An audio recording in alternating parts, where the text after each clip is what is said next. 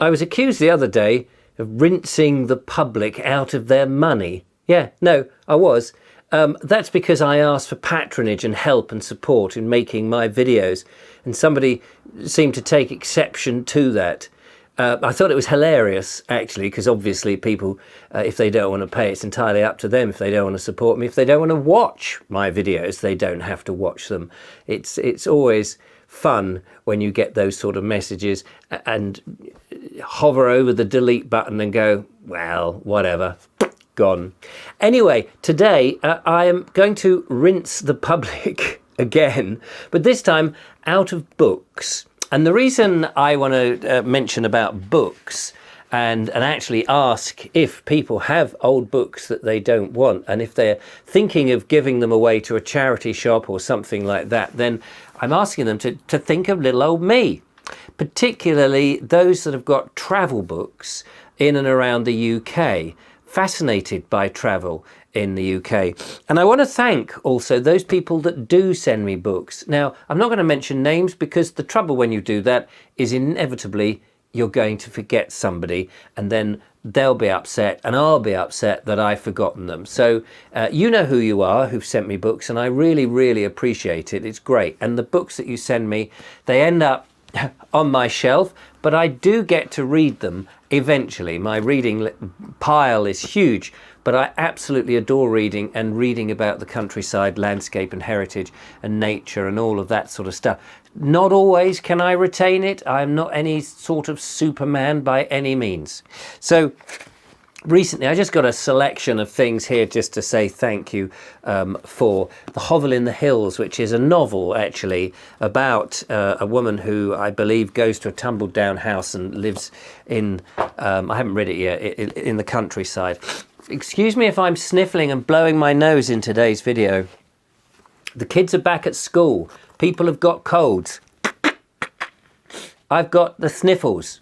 It's not coronavirus. It's not a dry cough or a tightening of the chest, just so you know. And you can't get it through videos. No, just pointing that out. We're reading The Lure of Sussex currently as I record this. In fact, we're probably going to get to the last chapter today. And when I say we're reading it, I read it on my live. Now, you may or may not know about the live, but I do this little live show. It's been 4 o'clock most weekdays, Monday to Friday, and I spend about an hour reading or attempting to read. Sometimes my reading ability is better than other times. And with the live audience, they often can help me look up things or guide me to pictures of things that we're reading about. So been reading The Lure of Sussex by this chap, R. Thurston Hopkins, who's been an interesting chap. And I've recently made a couple of videos in which I visited some of the places that he has gone to in the books. It's absolutely fascinating. He was writing in 1928, and I love that sense of how much has changed, and then I hate that how much have we lost. I mentioned in a previous video, or perhaps in numerous videos, my passion for England and the old ways. And this is really what part of my quest for England is about, is to discover those old ways before we throw them completely away. I've been reading, this is another book by him, Thurston Hopkins, called Sussex Rendezvous, which is a lovely book, again, about more places in Sussex to go and investigate. We're going to be reading a new book in a week or so's time, I think, because I'm going to be away shortly. Sorry about my itchy nose. And this is called A Sussex Peep Show by Walter Wilkinson. So we're going to be reading that as these two guys push I don't know whether it's a Punch and Judy show or something like that across Sussex, and the scrapes they get up to. Again, written in the 20s, I think.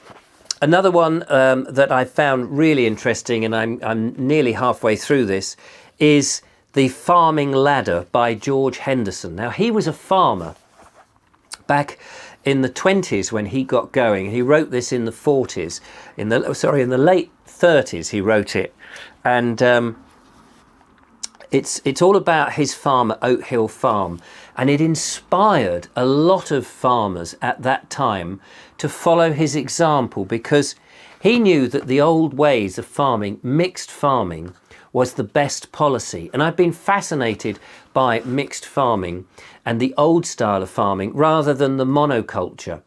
And he talks about that and his process, and it influenced a whole load of farmers before they started to switch over to what we now call the modern way of farming, which is this much more mechanized and intensive farming methods that we have.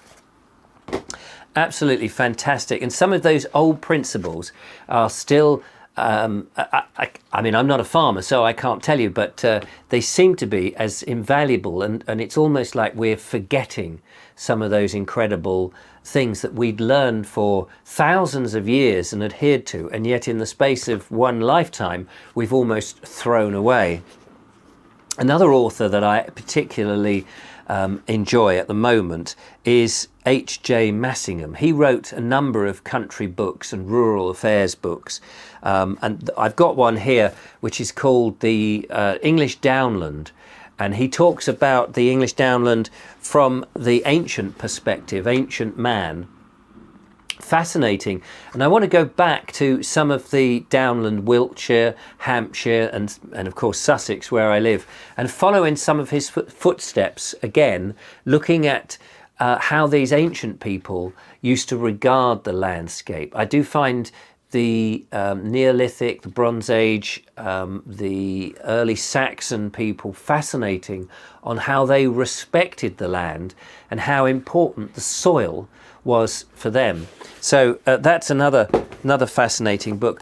I was given this recently. It's the Sussex extracts of the Domesday Book, which tells us all about the different places in Sussex, how many hides they had, how many pigs and horses and all those sort of things, and what the land was worth in 1066. And instead of having the whole Domesday Book, I've just got the Sussex one, which is relevant. So thank you so much for sending me that.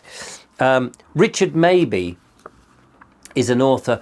I've got a book which I actually haven't got in front of me, which is a book called Foraging for Food, which was sent to me by one of my generous subscribers. This is a different one, Plants with a Purpose. I can't remember who sent me this one.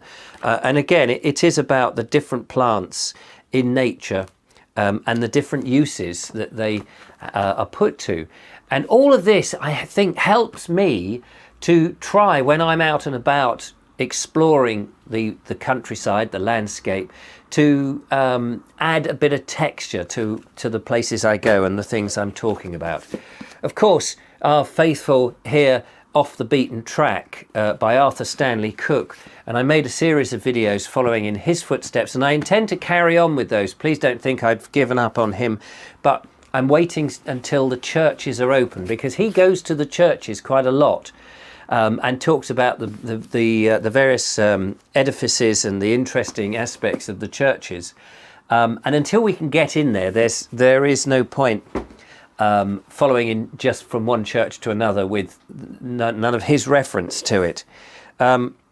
Poems of Sussex is a lovely, slim little volume which gives us a few very simple poems written by Agatha H. Bowley, and I thought it would be fun to go to some of the places mentioned in here and read some of the poems. Now, I'm not brilliant with poetry. I don't always understand it, and I find it quite hard to interpret, but I know that people do like poetry, and it is quite a thing that people have interest in. So I thought, Sussex poems would be interesting. It's part of our literary heritage, even if they're by unsung poets.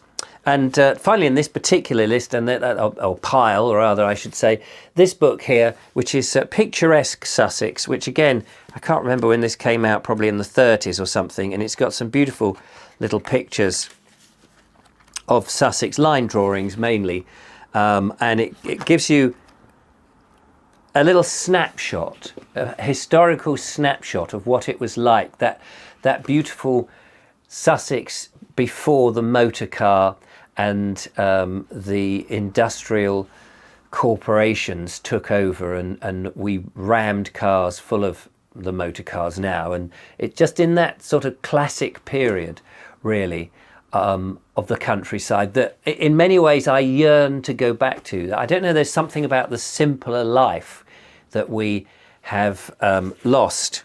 And I know that somebody recently said to me, Richard, you know, you've got to concentrate on the here and now, don't look back. And my argument with that is just simply this, that very often there are things that we did in the past that we shouldn't throw away with the bathwater. There are things in the past that we did so well that meant so much to a lot of people that I think we are in danger of almost pushing aside just because it's old and it's not in the here and now. And that's part of the purpose of what I'm doing. Anyway, I just wanted to say thank you very much for the books that you have sent me. You're very generous. And if you do have any books lying about on Sussex or the surrounding counties, or those people like H.V. Morton who travelled around England, books on England written in the 20s and 30s or 40s in particular, and you're not wanting them, do get in touch if you think that I would be a nice home for them. I would certainly respect them and thank you for it. Anyway, don't forget to follow, like and subscribe. Become a patron. Let me rinse some money out of you, for goodness sake. Become a patron and support what I do, and I'll take you around the country. Going to get my van soon, so we're going to go further afield and explore more of this wonderful country called England and neighbouring countries, Wales and Scotland and what have you, as well. Anyway, take care and thanks for watching. Bye-bye for now. I better put these back on the shelf, hadn't I?